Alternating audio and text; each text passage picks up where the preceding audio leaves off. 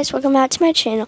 Today we have a bunch of activities to do, and we're gonna go get Starbucks first.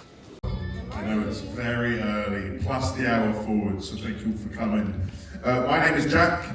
I am the stage and production manager here in the Royal Theatre, so it's my job to make sure that everything runs smoothly, runs safely, and you guys enjoy what I would say is the best show in the fleet. Yes, thank you.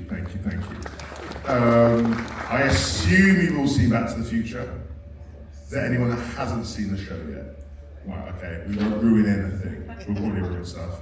But yes, welcome guys. To my right, I have three, soon to be three very talented men. I've been with the company now 10 and a bit years. I'm from the UK. Any Brits? Wow, all still asleep or hungover. But yes, welcome guys, thank you for coming out. I know it's early. So yes, to my right, I said three very talented men. I'll let them introduce themselves. Hello, my name is Jordan. I am the company manager / dance captain / one of the swings in the cast of Back to the Future and Create.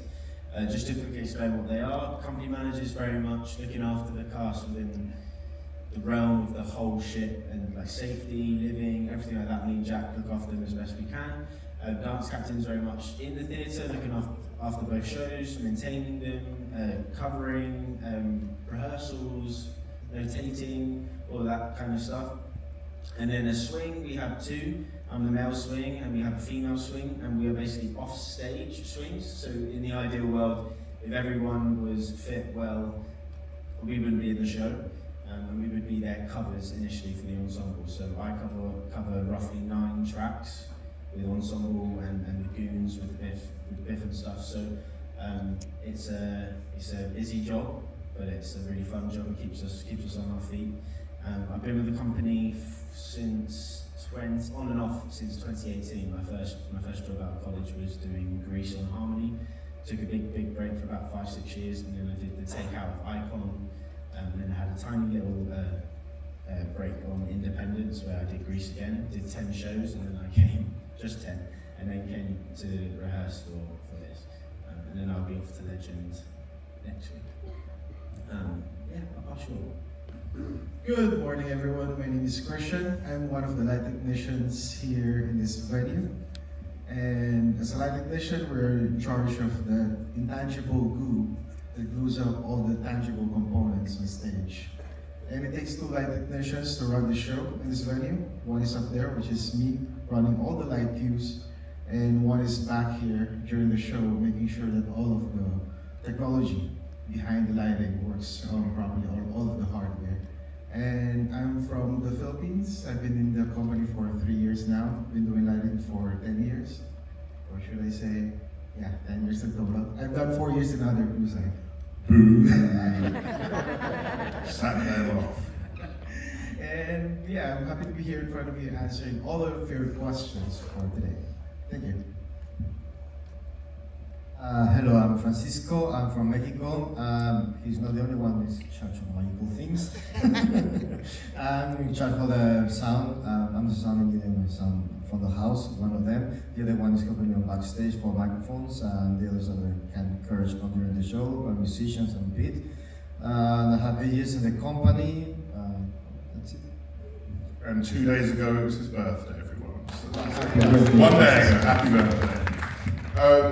It's very early, plus the hour back, so we're going to sit down. I hope you don't take offence. But if you have any questions about the show, about the theatre, about ship life as a whole, please put your hand up and we'll try and answer as best and honestly as possible. If we don't know, we will make it up, but we won't tell you that. Do you have a question? Yes?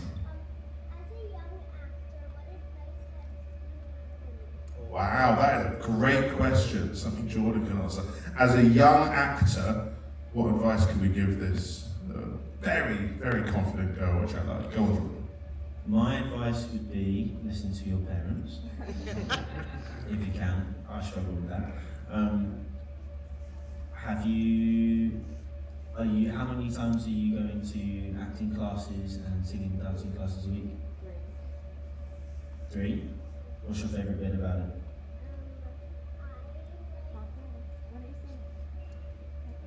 I like how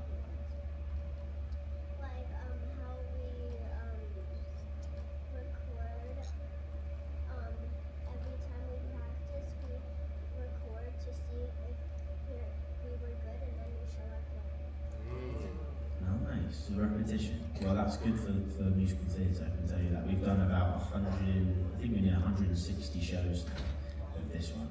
We've been here since, well, this is nearly 9 months on board. So enjoying the repetition could be a really good thing. And that's one of the favourite things of mine as well, that we get to experience it slightly differently each night. It's never the same, because we're human, so we act slightly differently every time. So Marty McFly doing that 160 times is bonkers. But my advice would be really focus on it. Treat it like you would a maths class. Work as hard as you can with it. It is a different type of career to doing science and English and all that stuff that you do at school. But if you take it just as seriously and you keep working on it, it's an amazing job. It's a crazy job, but it's an amazing one. So I wish you all the best of luck. Okay? You act, sing and dance? You act, sing, and dance? Yes. Yeah. Because that's, for shows like this, that's so important. Because you could be the world's best singer, but if you've got 2 left feet, then it's no good. So even if you enjoy one the most, make sure you're practicing all 3 for sure, and keep at it. Okay. Sleep early. What should I do? Sophie. We will remember that name. We'll see you soon in 20 years on this stage. Yeah, when I'm old man, you'll be. Great question, though. Really good question. Thank you. Yes, at the back. What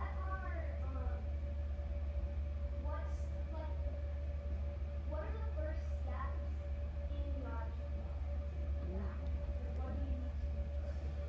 Okay. First steps are there's 2 ways of audition. Well, actually 3 ways of auditioning for this. So a lot of us in the cast will have agents, which we would have got from graduating from theatre schools and obviously contacting them and getting agents. So if you have agents, you typically have an agent audition where Royal will reach out to agents will reach out to Royal, and they will submit the people who they think are best suited for the show that's coming up. So we will then go in, and the way that Royal do it is they go to a big city for 1 week. So they go to London for 1 week and they audition everyone that has submitted within reason. They do have open auditions as well, so sometimes they have 900 people queuing up to come in and audition.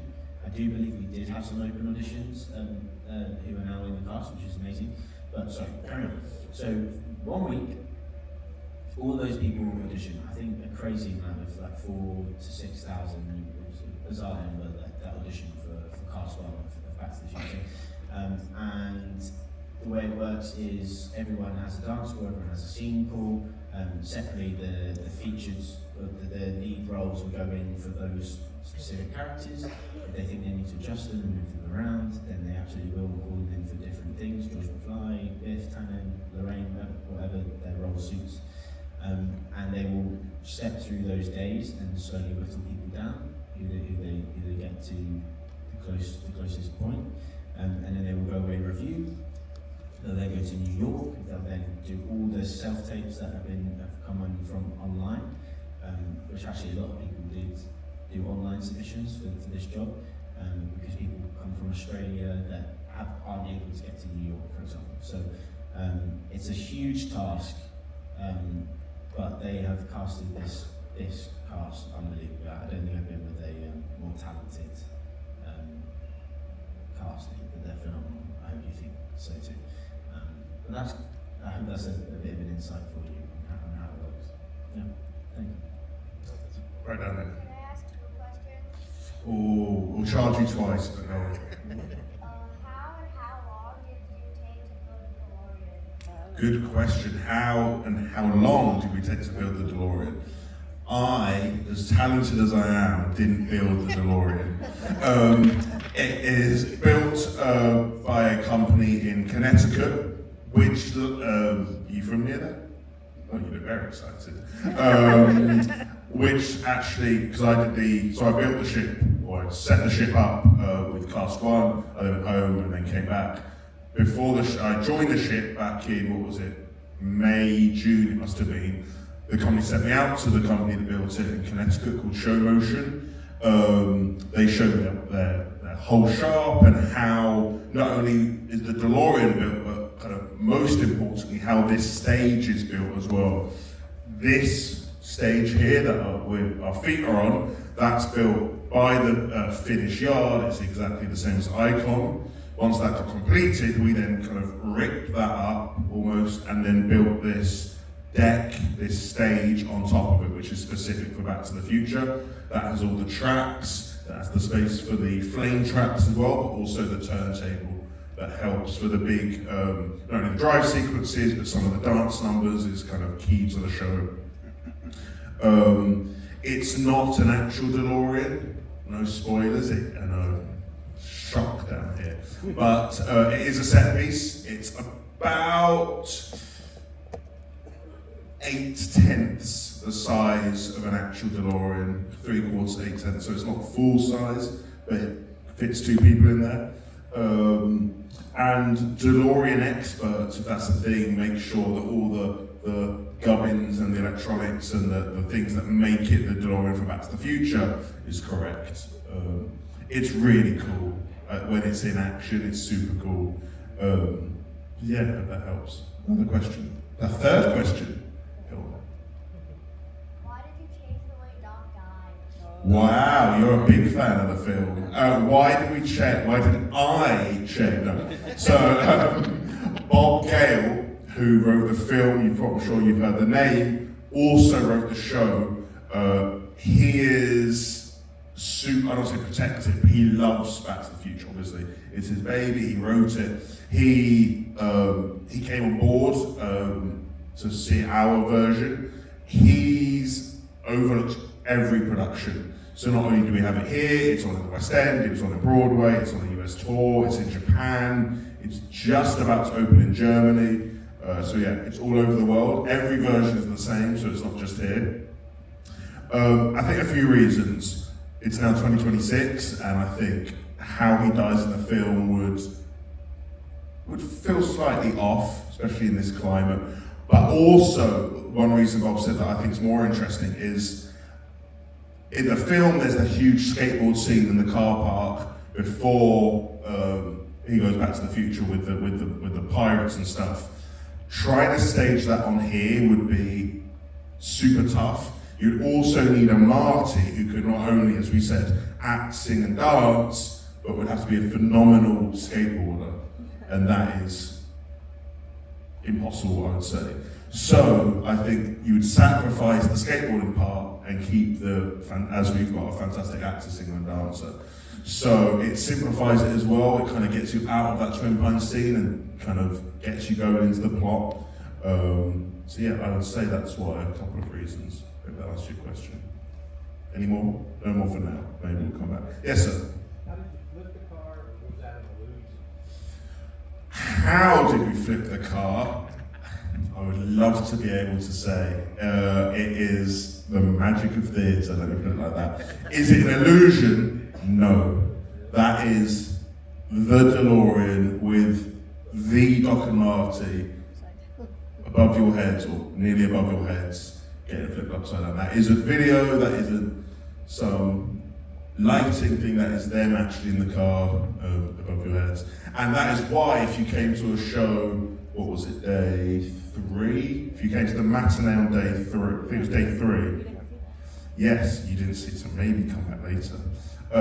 It was super rocky, and just because of safety, we decided, and we were allowed to, if we need to, cut the car at the end. So maybe come back. If you want to see the show again, come back this afternoon, 3 o'clock. Yes, sir? You get a closer look at the car? You can't get a closer look. I would say you're fairly lucky to get this close, honestly. So the thing with this show is there's so much going on backstage. I know on some ships, if you've been on, say, Icon, you might go up on stage and see stuff. As I said, there's so much going on back here, and so much we need to protect. The labs, if people start breaking stuff off the labs or whatever. Yeah. So it was agreed by the Back to the Future team that we can do this, but we're not allowed to take people backstage, so sorry about that. But yes, if you want to get pictures now, in the show we forbid pictures, but now we encourage it, if anything. So, yes, sir.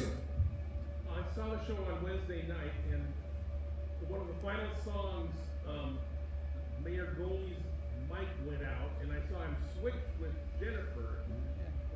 Francisco, how does that work for the sound guys? Do you have the microphones already programmed for their little solos, or is it okay to switch mics? They swap by accident. This is something that really rare happened. It's actually my first time that it happened that they swap. It took me a lot of time to figure out that all the microphone was maybe off or something else. Also, it's not programmed, but it's pre-mixed. We have something they call control groups that help me to pull off the correct microphone at the correct moment. So if the microphones are not on that control group, I will not be able to pull it out. That's how it works. We're not too sure how it happened. We're not sure if they grabbed the wrong mic or if we set it wrong, because we set it in the wing. It's never happened before, so. Yeah, no. So we'll just moving forward to think about this kind of swapping microphones. That is live theatre, though. That is absolute, the definition of yes in the middle. I noticed some of the cast members had the little dingles or whatever, long ones on The dingles, I like that. Not all of them did. Is that extra mic for Do you around? define the dingles, Christian? Let me explain about the dingles. It's actually for lighting. So this theater is equipped with automated follow spot or the tracking system. So we use this technology to tell all these moving lights in the theater to follow specific actor or scenery. So those dingles is actually, we call it beacon, and that whole thing is a stringer that is attached to the beacon, which is a belt pack. So it's a small beacon of light. It emits infrared light, which is invisible to our naked eye, but very visible to the cameras. So that system uses cameras, so they could the system can locate can use it for geomapping or location. So basically, yeah, it emits infrared light, and then the camera sees it, and then the whole system tells the moving lights, "Oh, you should follow this actor." Yes, that's how it works. That's how the dingles work. No, love it. That's a good question. Down the front. I have a question. We've been on a few ships. Does the show live on the ship for the life of the ship, or will they ever change out the show? Not, I wouldn't say for the life of the ship, for a long time. So like a contract? With Yeah, exactly. So we have a contract with Back to the Future the same way we have a contract with ABBA for Mamma Mia. We had for Greece. Greece has now actually left some of our ships. And then I guess when the contract comes to an end between Back to the Future and Colin Ingram is the production company that own it, and us, we either decide to renew it or move on. I don't know how long this will be here. I imagine a while, not only because of clearly the amount of investment with the car and all the effects and all the video and all the set, but also it's popular. I think everyone seems to love it. I think also we've met people that book to come and star specifically because of Back to the Future if they're a huge fan. Did you guys? I feel like this guy at the front did. Yeah, I think I would imagine 10 years. It's hard to say exactly, but it will be a while for sure. Yes. So this question goes to the two of you gentlemen. What type of education experience did you have to have in order to get your jobs? Let me start. So I started in the industry. Actually, I started as an actor. So I on stage. I acted on stage, saying that's an act. Yeah. Yeah, I started as an actor, and then gravitated towards the technical side of it. So through the in this professional theater company in the Philippines, while training as an actor, they're also training us in the production side of things, and I veered towards the production side. So after that, I learned stage management and production management, and then went specifically to lighting. When we have gone through the technical part of theater. So the lighting, I went to a lighting design school. So I learned the theory of design and all the design aspect, and then worked my way backwards to the technical side of it. So after the design module, I went through the technical modules. You have to learn electricity, you have to learn electronics. And then I practiced designing on land before working on ships for like 3-4 years. And then after that, yeah, where I work on ships. So, well, it's a mix of, it's more of like, the module is very specific, but there are actually courses. I mean, there are universities, of course, that's kind of like offering like technical theater, but it's broad. So it's up to you if you really want to go. For me, because my plan was to learn all the technical aspects: sound, light, video, stagecraft. But when I started in lighting, and then I stopped there. I fell in love right away. I was like, oh, this is it. And then, yeah, so and then after that, I took like these small modules. That it's very rare in the Philippines, though there are like 2 universities in the Philippines that offers technical theater. But, and then the technical courses are abroad. So it's kind of like going through this old lighting design, this experienced lighting designers. I did an apprenticeship, basically. So I tapped in this lighting designers, which is very few in the Philippines, and I learned from them. And then, yeah, then books and all that, and then practice. So that's it. I mean, that's how it went for me. So how did it go for you, Francisco? Well, yeah, a bit similar, but not the same. For me, the first approach that I had was with my older sister. She's a mechanical engineer, so that was my first approach, like a little bit of engineer, a little bit of everything. I started learning with her electronics and a few math and a few things, and then with a few of her friends. They actually introduced me to this world a little bit. One of them was in charge of an institute we have in Mexico for math applications of nonlinear phenomena, whatever that means, a little bit of sound and some other approaches. After that, I started getting educated in college from a sound engineer. I finished, and after that, I started working as monitoring systems on the sound and theaters. And after that, I get like a lot into the technical aspects of sound. So I get out of college again to study a little bit more deep about electronics and start working in a company that fixes some mixers, speakers. And after that, I get back to college to study a little bit of sound system designing and sound systems pretty much. And after that, I just get into theater, and I love it. And I get educated about mixing theater, probably sound theater. And here you are. Yeah, here we are. How long have you been with the company? 8 years. 8 years. 8 years. 8 years. That helps. Yes. What are some of, like, do you guys have any difficult challenges with dancing on the Broadway, like sound sickness or anything that you guys couldn't do on a cruise that they could do on the Broadway? That's a great question. Is there anything they could do on Broadway that we couldn't do on the ship? No, I think it was really tough. We had loads of issues, but I think part of the deal between, as I said, Colin Ingram and Bob Gale and putting on a cruise ship is if you guys, meaning us, are gonna own this show and do a production of it, it has to be as faithful to the other productions as possible. The guests don't want to pay all this money to come on the ship and then see a kind of half-cooked show. So one big thing we haven't talked about is on land, any production you see is 2 acts, like any kind of traditional Broadway or West End show.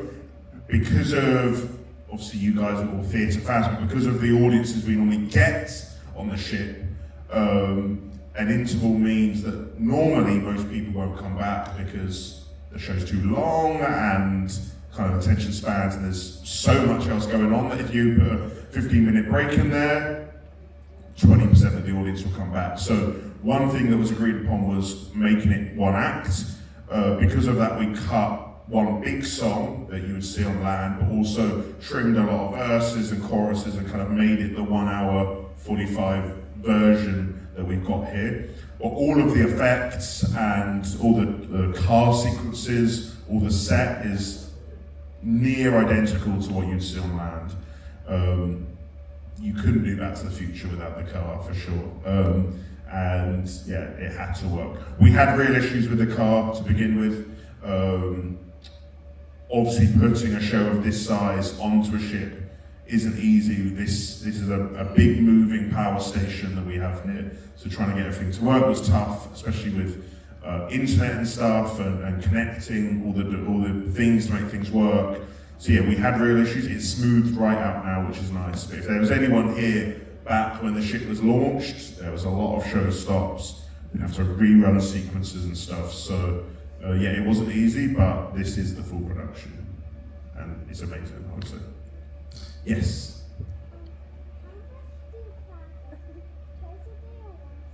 How much do we practice? Twice a day or once a day? It really 4 times a day, no? We, how many times do we practice? We rehearsed a lot. We did about 2.5 months in Miami altogether. That was to do Back to the Future and create the show that we did yesterday. And then we came on board when the ship was still being built. And I say we did about 5 or 6 weeks before we actually started the show. So it was a long period, a long time before we opened the show. Far more than a normal ship, because this is takeout. And then in terms of practicing, we have a lot of cover rehearsals. So for each main role in Back to the Future, we have 2 people that cover that. And those 2 people, unless they're myself and the other swing, they're on stage already. So let's say, for example, we know the 2 goons, we call them, the bullies that are with Biff, the silly ones, the one with the glasses. The one with the glasses is first cover George McFly, and his second cover Biff. The smaller goon, he's first cover Marty McFly, and then throughout the ensemble there's tons of people that cover everyone. So it's a whole cog that works, but they have to obviously rehearse outside of the shows to know all those roles, because we have some people that cover 4 different people. So we've had a lot of cover runs, we've had a lot of rehearsals. We're thankfully towards the end of the contract where we don't necessarily have to do so much, because so many people have been off. Nearly everyone's already done a show physically, so everyone's had that experience already that we can rely on our experiences. But yeah, it is really fun when other people go on. Really fun when other people go on. It happened mid-show the other day. George McFly hurt himself. It was nothing serious. But we had to stop the show, and then, as George said, get Tom, who plays one of the bullies. He had to get ready, get all his costumes ready to then go on as George McFly. So, yeah, people have to be ready. Great question. Yes, sir. You mentioned that you're coming up near the end of your contract for this, I'm assuming the whole cast.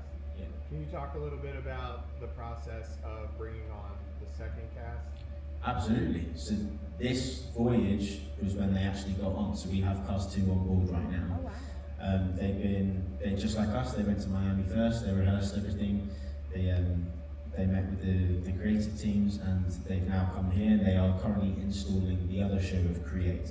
So when we're not in the theatre, my good friend is very tired at the moment because he's doing double work with 2 casts. 1 cast is enough for him. So having cast 2, they will be installing Create when we're not in to do shows for you guys. So they will rehearse, they will open Create. We actually finish Create on day 1 next cruise, so Tomorrow? 2 days tomorrow is crazy. Wow. So we're going to finish our contract of Create, and then the next voyage they will open Create, and they will take over Create while we're still doing Back to the Future, and then we will leave. I'm leaving early, but my cast will leave on the 26th of April. So that voyage is when they will finish Back to the Future, and then when they go, these guys will then take over because they would have installed after they open Create. I hope that makes sense. But yes, it can be a very busy time because now we have 60, 65 cast members all trying to get their jobs done and do shows and rehearse, and it gets very busy down in the crew mess. And it's funny the energy between the 2 casts. These guys are tired, obviously. They've been here since, what was it, end of June? Something like that, June, July. Whereas the new cast, they're fresh. Some of them have never been on a cruise ship. They see the DeLorean. If anyone came to the first show of the week, the one in Coco Cay, the energy was really, we could feel it backstage. That's why there was so much energy, because that was the new cast watching. So there was a great audience. So if you're coming to tonight's show, if you come to today's show, scream and cheer, okay? Because we can hear it back there. Questions back, guy in black.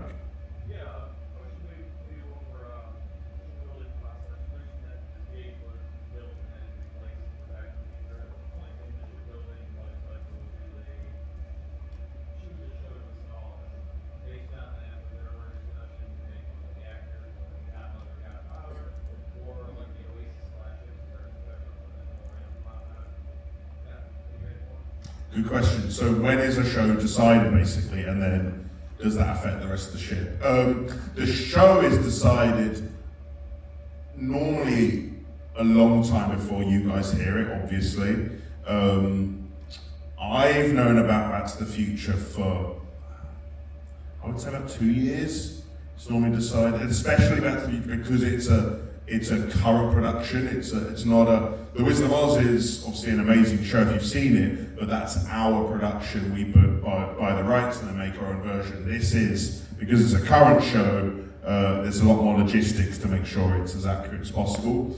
I would say about 2 years. Charlie and the Chocolate Factory, which is going on Legend. We all knew about Charlie and the Chocolate Factory when this ship was built.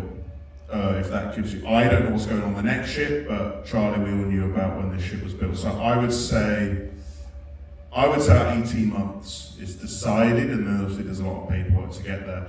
As for the rest of the ship, we all wanted either Christopher Lloyd or Michael J. Fox to be the godfather of the ship. Sadly, that didn't happen.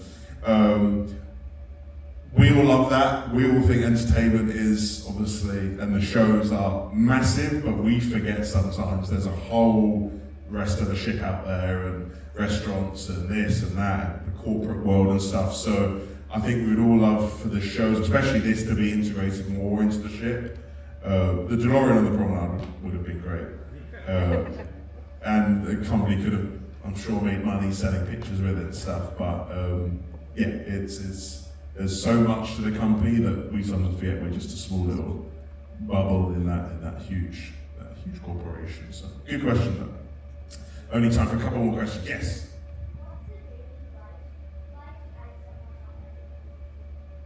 What's the daily life like for someone in the entertainment team? Should we? Go on, John, you start. So for us, we do 5 Back to the Futures a week, and then 2 creates, plus 2 parades. So day 1 we have off, which is really nice to like recoup at the beginning of our week, that we call it. Then day 2 we have a single Back to the Future.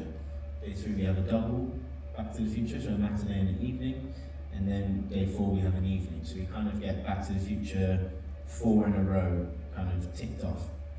And then we get day 5 either off or with 1 parade. Day 6 is a big day for us because we have a tech run of create in the morning with little Bob to make sure she's behaving and working. And then we'll have 2 creates in the evening. And then day 7 we will have this and 1 show later. So it's a busy schedule. Normally on Oasis class they normally do like a 3 and 3, so 3 of Hairspray and then 3 of the production show. Obviously with the size of this ship, the amount of you guys that we've got to entertain all of you and make sure that you guys all get the opportunity to see it. So there's more shows. So it's definitely a busy schedule, but when we're outside of the shows, we try and rest as much as possible. We do get to get off as cast quite a lot because we're not doing shows when you guys aren't on board. So that's always a bonus, but there are, of course, with the ship, many other different things of safety and drills, all those drills you hear during the week. That's everyone involved mostly. And we have slight other duties on the ship, but that's boring to talk about. So it's busy, but it's what we love to do, and when we get to do the show, that's when we're happy. So yeah, hope that makes sense. Guys? Okay, I don't know if this would be interesting for you. Yeah, what's a technician normal day, or a normal day looks like? So, if we have shows, it's like 2 hours before the show. Especially the show, Back to the Future.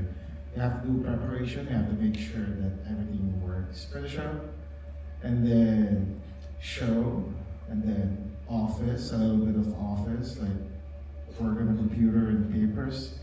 And then if we don't have Back to the Future, if we don't have any like big shows, most of us are either on the ladder or the gym lift, cleaning the fixtures, make sure they're all happy. Because these moving fixtures are actually has a brain. They all have brains, which they have ways to tell us if they're not happy.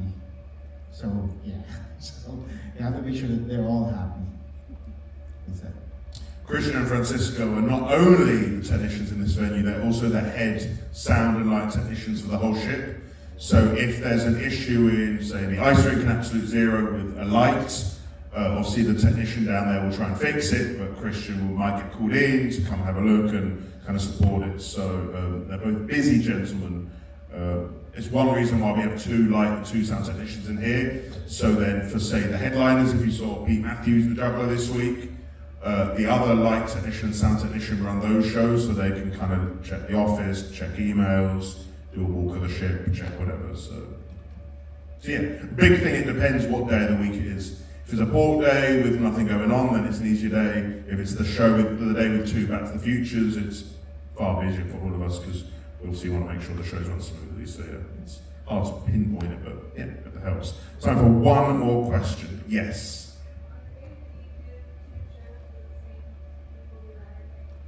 Yeah, so we come in the morning, we check for us, we check our systems, make sure the car runs, make sure we've got enough plutonium.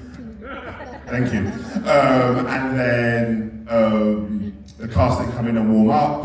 They then look at any notes, any reblocks, if there's anything, if anyone's injured or ill, to make sure the show is, everyone knows what they're doing. We'll do the show, we'll have a break, and hopefully if there's been no injuries or illness, it'll be the same show again. So that was a quick one. There was one person here that wants a question. Yes? How did you guys figure out that this was what you wanted to do as a job in your life? It's a really good question to end on.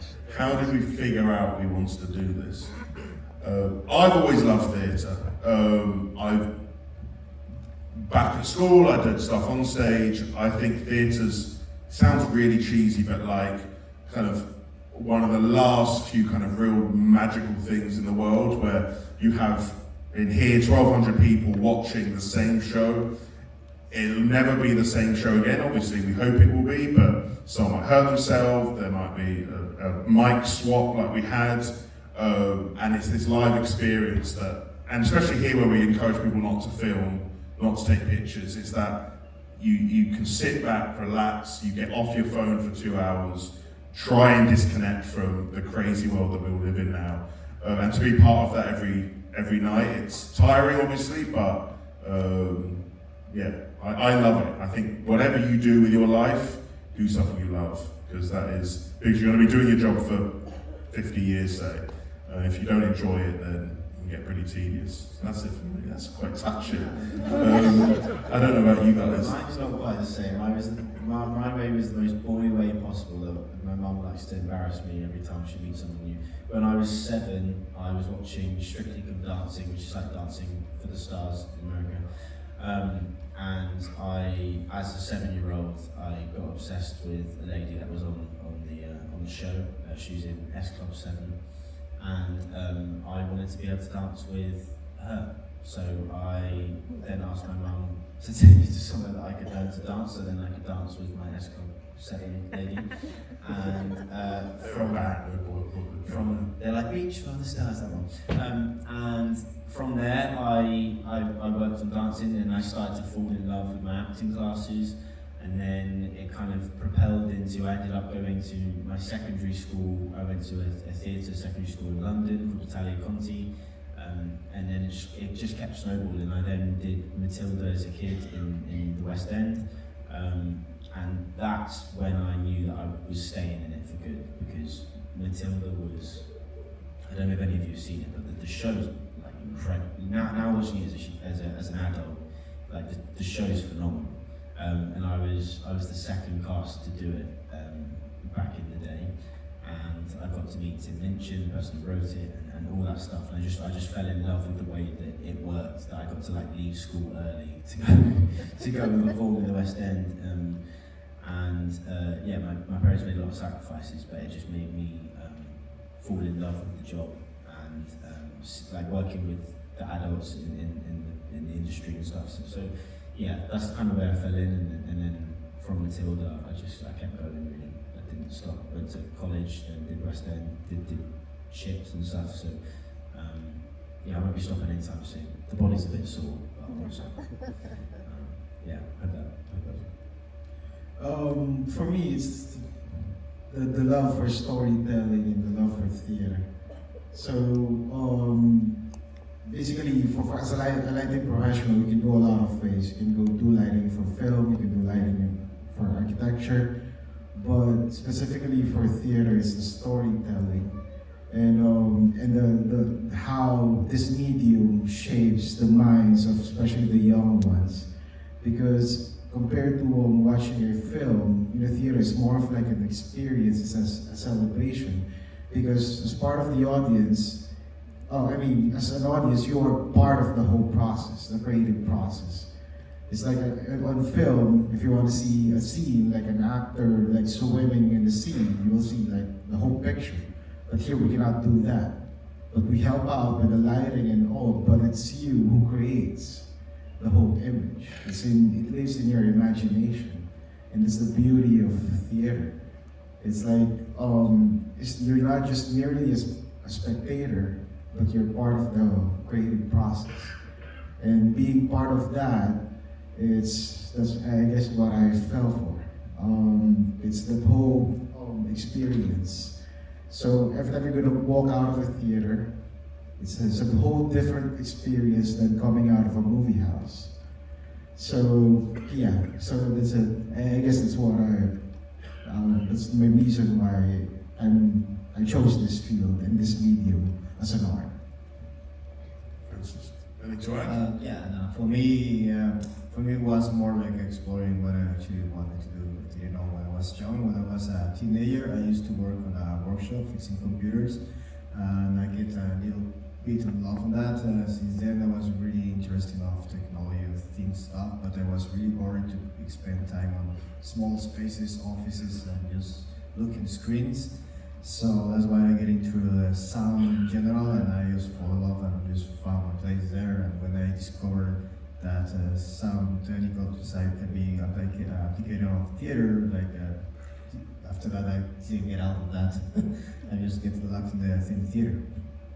Nice. So yeah, for all the young ones here, if you find a passion in life, stick with it, because there will be a job out there somewhere doing whatever you love. It won't be easy, but it's important, I would say, especially in this world where there's so much going on. But yes, on that, I would say quite heartfelt note. Thank you all for coming this morning. Some really great questions, actually. I know it's early, and I so appreciate your time.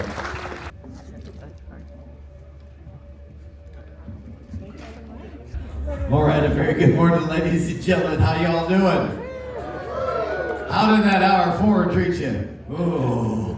Well, I hope you got your Starbucks or whatever you needed to kick it up a little bit. My name is Dan. I'm a cruise director. Welcome to the Captain's Corner. This is a fun chance to ask some questions, find out how a ship of this size operates. So I hope you're ready to have a good time. There's only a couple things that we ask of you. First of all, we have Mark over there, and we have Keith right over there. They're part of your entertainment activities staff. Can you give them a nice round of applause? Hey.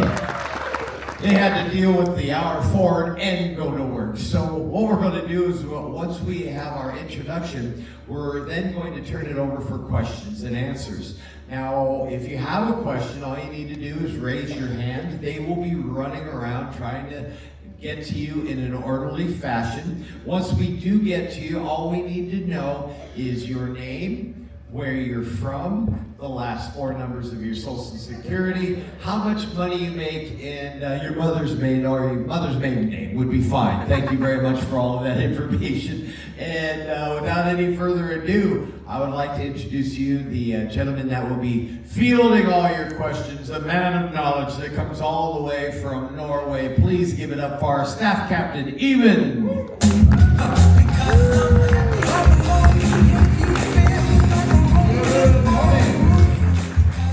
How are you doing?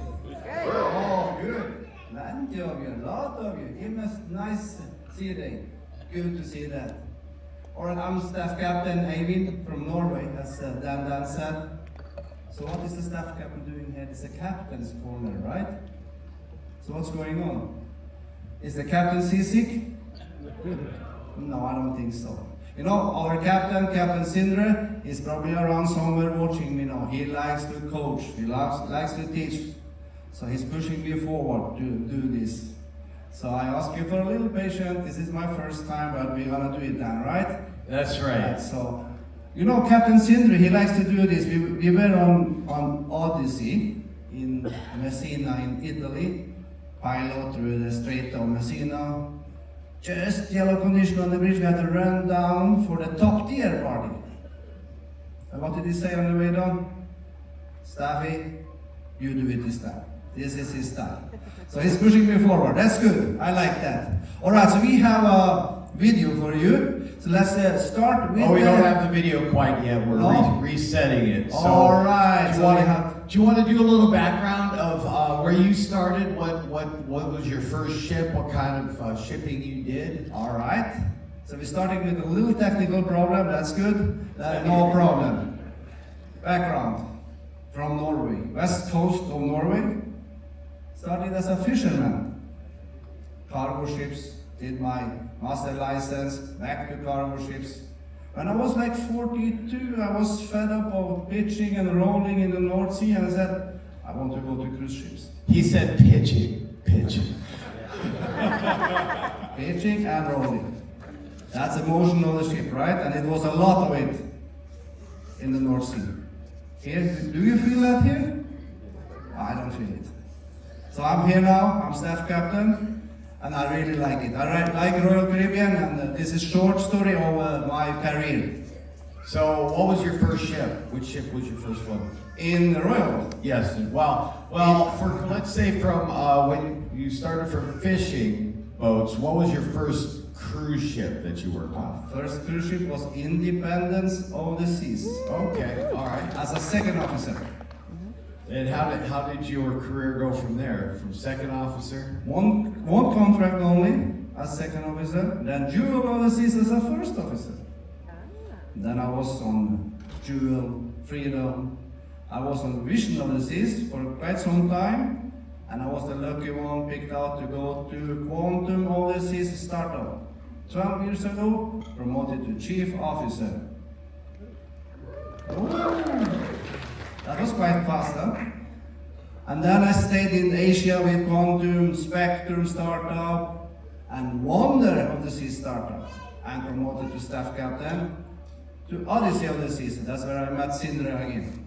And he pushed me. He's still pushing me, you see that, right? You know, Captain Sindre is probably around watching me now. I'm sure he is. Shall we give the captain, the real captain, a round of applause? Captain Sindre. All right, so let's go ahead and you got the video?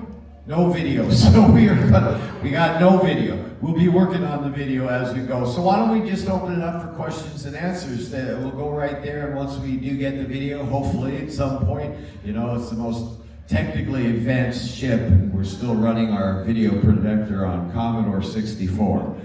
We have to turn it off and turn it on again. So do we have any questions out there? Just raise your hand right here. Look at Mark. Look how fast he took a wrong turn, Mark. It was right over here. Hi, how are you?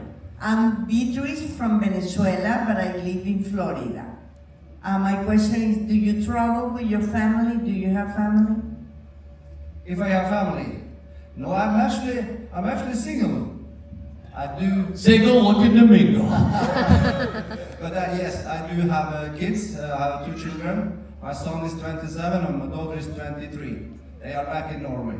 I visit them every time I'm there. All right, I'll tell you from my side, because I do have family visiting right now. So I have a 5-year-old and an 11-year-old, both girls, and they are on spring break as everybody else in the world that all came on board the Star of the Seas. And but they're traveling with me right now, and my oldest 11-year-old has, I think, about 142 cruises, because she started cruising when she was 8 months old. So whenever school wasn't in, she was on board with me. All right, we had another question. Where'd you go, Keith? I'm up here. The largest man in the room, I can't find him. In the curtain. Okay, right up top. Who's driving the ship? Who's driving the ship? I'm not sure. I was supposed to do it, right? I think I have to run. No, we do have a set of first officers, second officers up there taking care of that. On the bridge. Their names are Alexis and Siri. Exactly. All right, so, okay, we got you. Thank Yes. you. I was just wondering what a typical day in your life is like. A typical day. Oh, it all depends. Shall we say a port day? We have to wake up early in the morning for arrival, right? Have to be on the bridge together with the first officers, second officers, chief officers, with the captain and with the pilot in the morning. We man up on the bridge in the morning, right, for arrival. We need to do that. And then after arrival, down to the office, emails, following up the team. As a staff captain, I'm leader of the deck department, meaning that we deal with maintenance, we deal with security, safety, even medical is under deck department, as well as the lifeguards. So that is I'm the department head for all those divisions, so to say.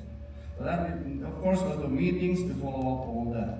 Then, later in the day, it is departure, and on the bridge again. A sea day, like today, is a little different. Then you kind of wake up to a normal time, office, captain's corner, and all the other things that we have to follow up, meetings again, and follow up all the divisions and all that is going on around the ship. And it's quite a lot, right, Dan? There's quite a bit, and you know, a lot of you try to tear yourself away from the office because shoreside, you know, it's a big company. There's a lot of emails that come around that need to be answered, you know, and they come from shoreside, and then they get to the department heads. Now there's a couple of different department heads. We have staff captain, and then there's hotel director who's in charge of the hotel department, chief engineer who's in charge of the engine room and all that, and is that the department heads? Yeah. Right there? 3 departments, deck, engine, and the big one, which is hotel, right? Great. The department heads reporting up to the captain. Okay, does that get you? All right. We got Keith right over here.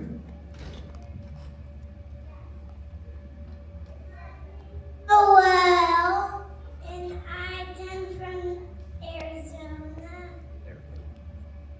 Very good. How can you drive the ship?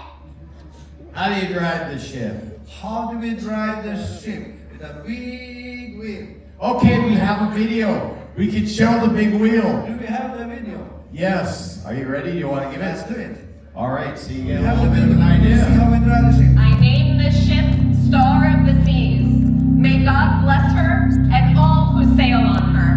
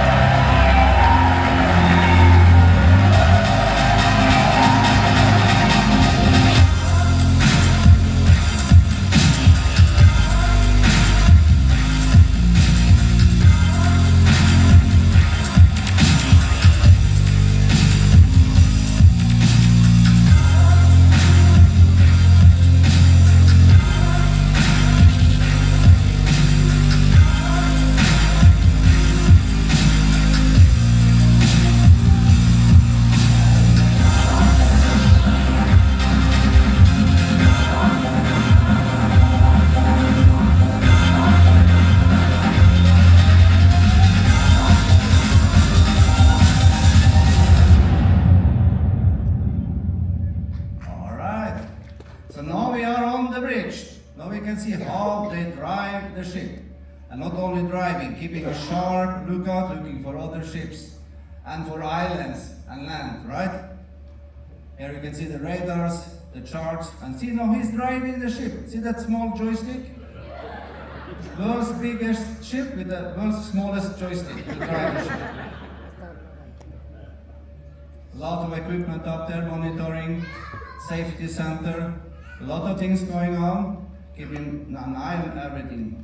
All about safe navigation and safety on board. A lot of monitoring.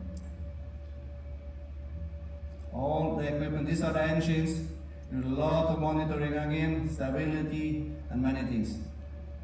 To keep an eye on all the time on the bridge. And here we see the levers where we put the RPMs, how fast we drive, and also maneuver the ship. This is on the bridge wing. Back in the center, this is keeping a sharp eye on any objects around. So make it safe for all on board. You see there is a lot of different nationalities. We have many of them. We have a very good diversity on the bridge. Now we are looking a little on the engine side. This is the propeller. Big one, more than 6 meters in diameter. We have 3 of them. 3 azipods hanging down from the bottom of the ship, as you can see. Those can turn 360 degrees, making it easy to maneuver the ship. Now we see the bow thrusters. We have 5 of them, big ones, 6,000 horsepower each, and they are about 3 meters in diameter, so big, to push the ship sideways on the bow. And you see the special bow? Different from the other ships, right? The new type of bow. And you see, easy to maneuver. We can spin around each ship using the azipods and the thrusters, making it easy to drive this ship. But yeah, it's a big ship, it's a big wind catch. If you have wind, then it makes it a little more challenging. The fins, the stabilizers, they stick out on each side, 1 on each side, 2 of them in total, around 20 square meters, more than 6 meters long, sticking out to adjust the rolling and the pitching, mostly the rolling. Now we are in the engine control room, we call it ECR. Again, a lot of monitoring, keeping an eye on everything's going on, to make it safe that everything works smooth and good. The engineer on duty, sitting there in that, what they call the cockpit. Monitoring, keeping an eye on everything. Down in the engine spaces, the engineer is walking down to have a look. We have 6 main engines. Plenty power. In total, 120,000 horsepower. It's quite a lot. Here we can see the engines, they are dual fuel. We can use LNG, gas, or we can use diesel. These are the tanks for the LNG, specially made and put into the ship. This is during the construction phase. You see the engines again? V-type engines.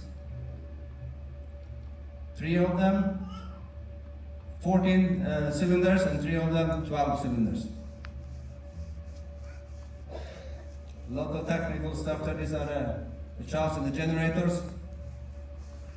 We have different plants. We have water production plant. We have waste management down there, and there's a lot of things going on. We can produce about 6,000 tons of potable water every day if we run everything.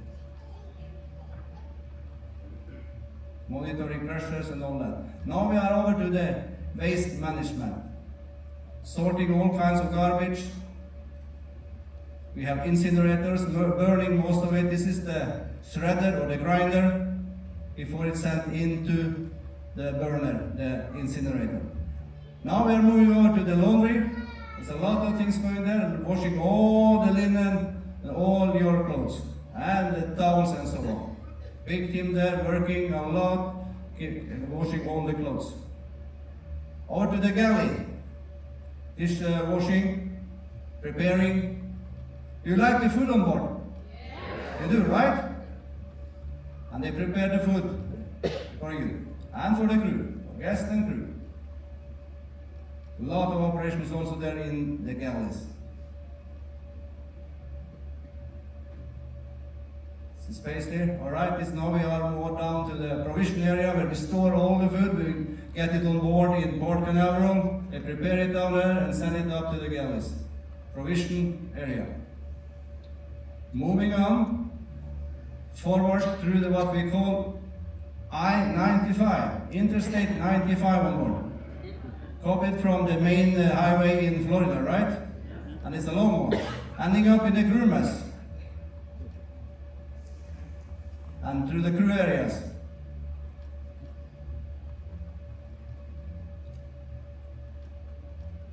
Crew mess again. A lot of good food there. We have the best crew food in the fleet. We like to say that. And it's true. I can feel it. Desserts, huh? See the crew is happy? Good food, happy crew? They are enjoying that. Time off, socializing, having good food.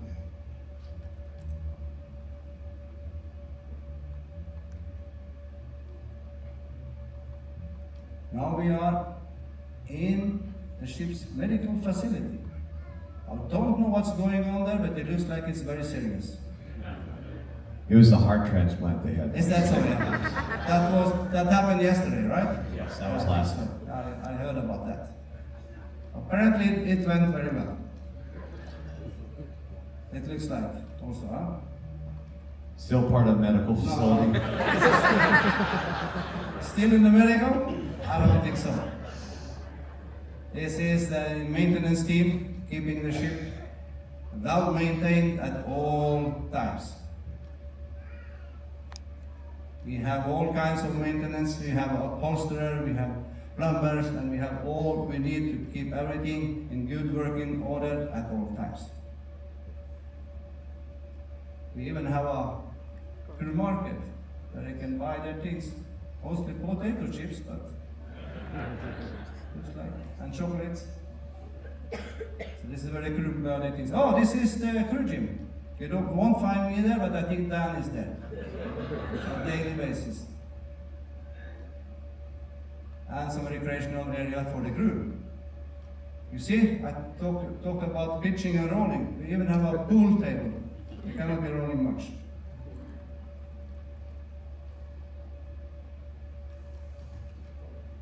Now we are still in the crew recreational area, and we have a crew barber shop.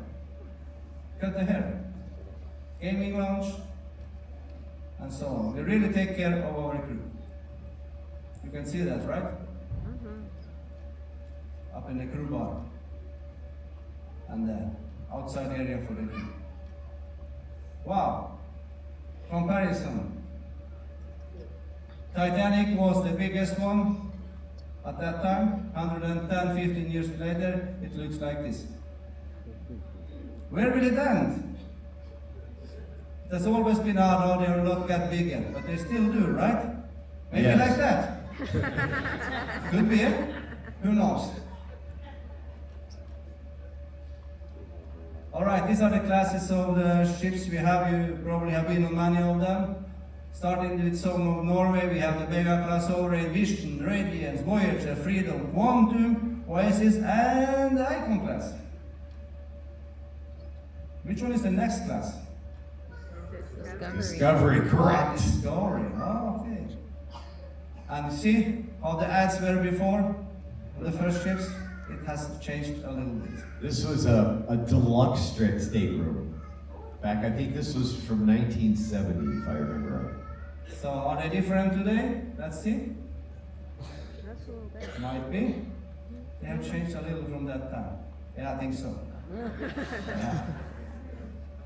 Loft suites, family suites. The ultimate family suite right there on board.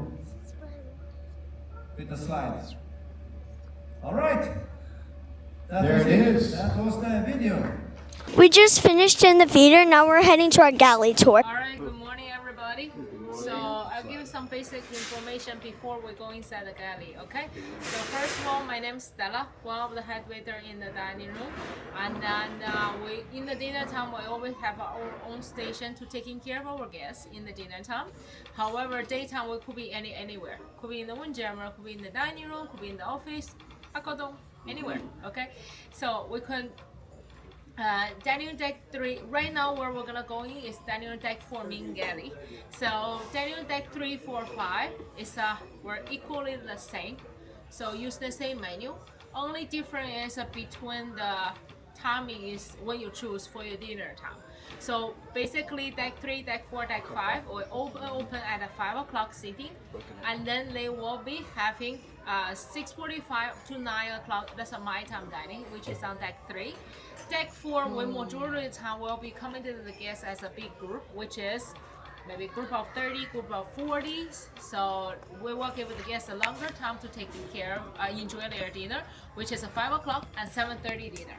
Okay, and then we will have deck 5. Deck 5 will have 3 seatings, which is 5, 6:45, and 8:30. You can see a lot of small table at the upstairs, so we can turn the table more faster. Okay, that's the only difference. So when we go inside the galley, is really minimum operation inside. However, could be the floor still wet. Just the time to holding each other. Okay, make sure it's you're safe. Hold me. Okay, and also in the galley, you're allowed to take pictures, but not the videos. Okay, pictures fine, no video. Okay. During the process, if you have any question, please ask me. I'm more than happy to answer all your questions. Okay. First of all, in the dinner time, we're the waiter to take your orders in your section. They now don't have only your table. They have multiple tables. So after he took the order, he will go to the working station. The working station, I have a machine there, so we call POS machine. So this one, they put every single item you order in the system. So we have a system at the background to run. So to helping the chef for the second day, how many items they need to prepare, like how many shrimp cocktail need to prepare, how many Caesar salad, how many mashed potato, for example. So the system is helping them report it to put it on a daily basis. And after they put in the system, they have the ticket in their hands. So for the appetizer, main course, and desserts. So they will give the main course ticket for the chef first because it's taking longer time to prepare. And then they can go in to pick up the appetizer, then followed by dessert. Okay? And then where we're gonna go inside the galley is the first stop is a real scenario when the waiter to come into the dining room, and when they go inside the kitchen, how they supposed to be the rotate. Okay? The first stop we'll go into the dishwashing and our main pantry, then hot line, including the main course line, also the hot appetizer line. Then we will go into the dessert, and last not the least, we're gonna go into the bar. Okay, that's our one room. Okay, let's go bar. Go bar. We do have an open bar on the other side. Okay, all right. So please wait.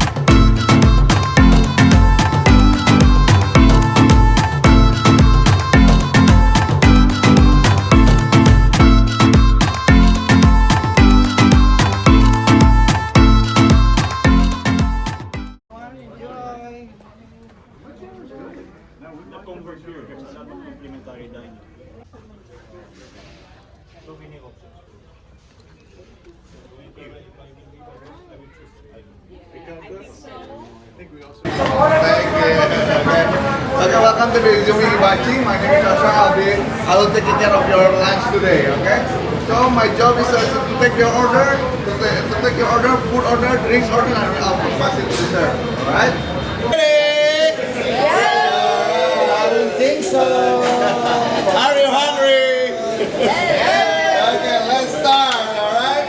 Chef Billy is in the house. Washi everybody. How are you today? Everything's good? Is everybody ready? Yeah. Is everybody hungry? Yeah. Okay, everybody gonna get 2 bowl of fries today, everybody. Anyway guys, welcome to Hibachi. Welcome to the most quiet and romantic restaurant on board. Anyway everybody, I'm gonna start. Are you ready to sing with me, girls? Okay everybody, this is my welcome song to you guys. Sing with me everybody. Sing with me girls. Here we go. I got a feeling that tonight's gonna be a good night. Come on princess. It's gonna be a good night. Tonight's gonna be a good night. Open Gangnam Style. Stop!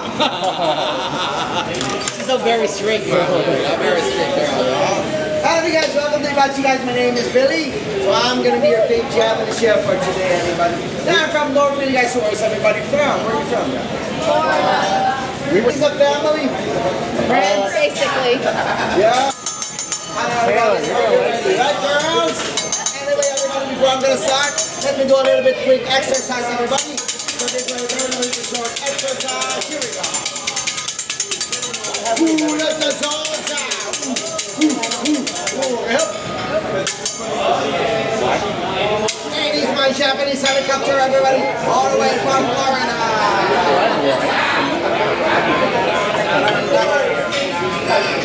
Japanese helicopter. Whoop.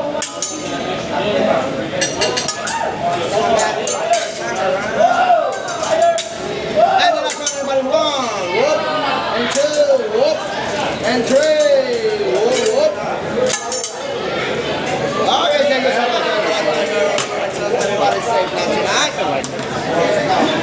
So this is our first thing we're going to put in our grill. Of course, major sponsor is brought to you by the Japanese baby oil. You know, girls, always smiling girls, yeah? How about some garlic? Garlic's good for everybody.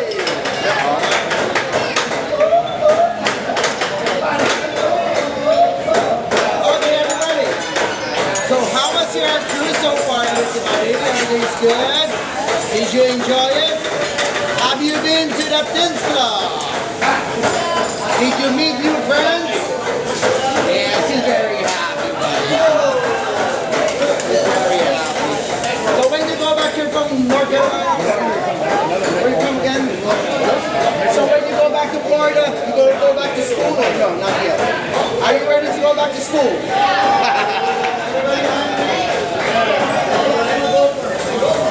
Only 1 week vacation.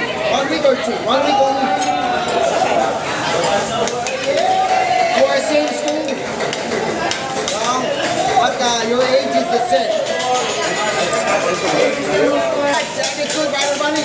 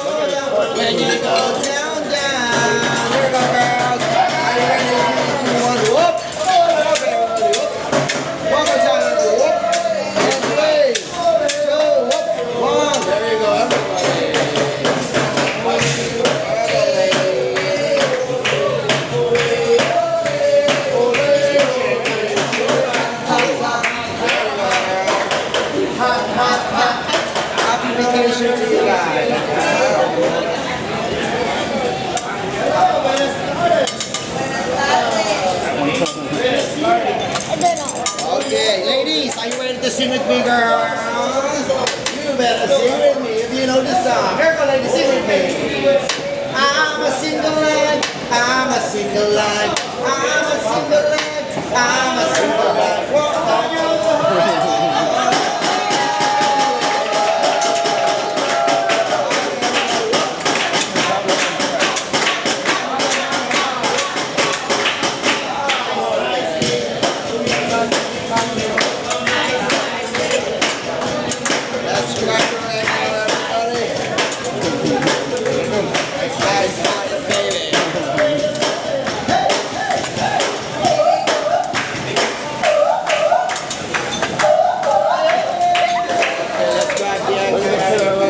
Look at him.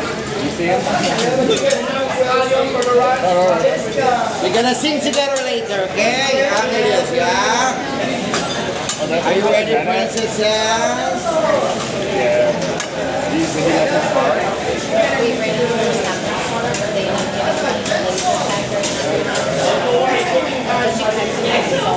Everybody like pizza? Like pizza.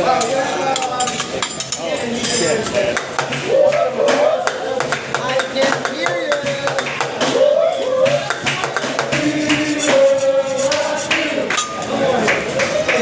Okay, so that's gonna be my Japanese egg roll, everybody. In Japanese, we call it tamago yaki in Japan. We call it the dancing cobra.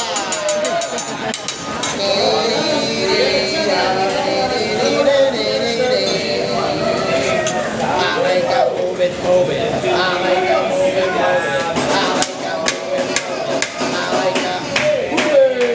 I believe I can fly. I believe I can kiss the sky. Yes, sir.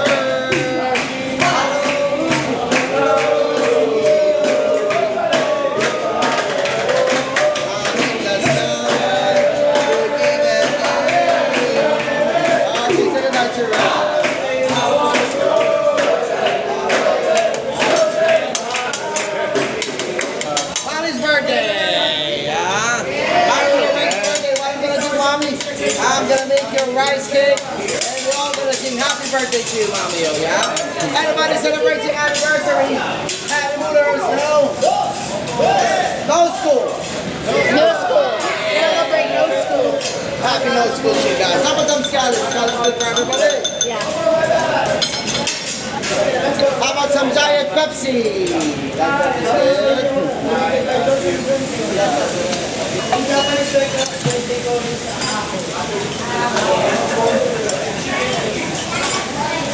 So this is your rice cake now, Mommy. Happy birthday to you.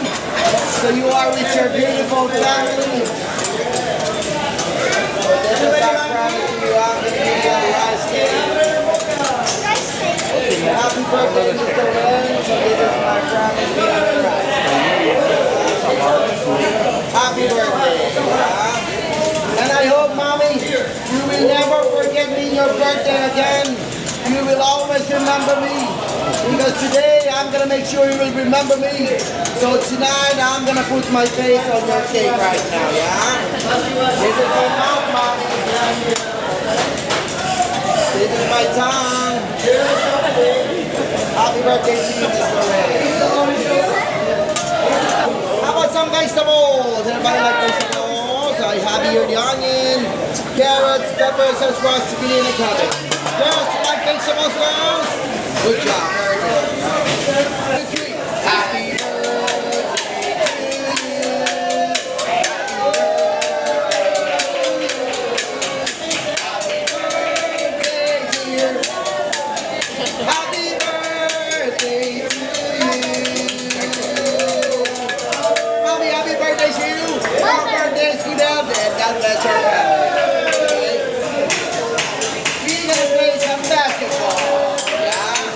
Mr. Jordan and Mr. Craig, he's the first one who's gonna try my game, yeah? Mr. Craig is the first one. We call it the Japanese basketball. Craig, are you ready? In 3, 2, 1, it'll pop. Whoop. Yeah!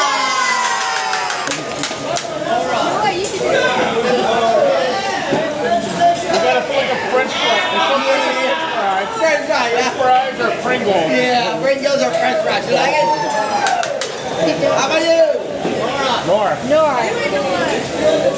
That's not that bad. You good? You're not feeling more. I think we both covered it.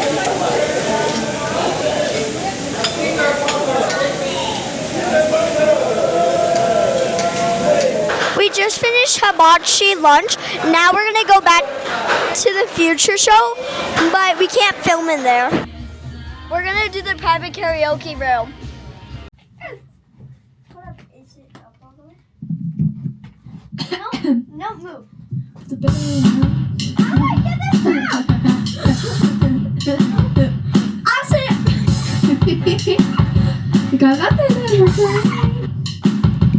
I see it too late. Got nothing in my brain. What she said. That's what people say. That's what people say. I go on too many dates. Have a better. We should sit together. No, I swear to never. That I wasn't better enough. Tell me it's a bit. Say you don't want it. Your mind's polluted. Say you wanna quit and don't be stupid.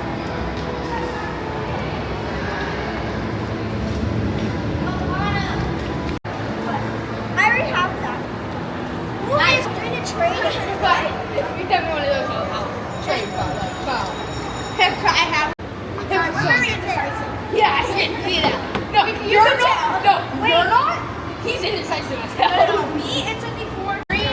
Drop green. Does anybody want to trade? Lasher. Tracy, this one.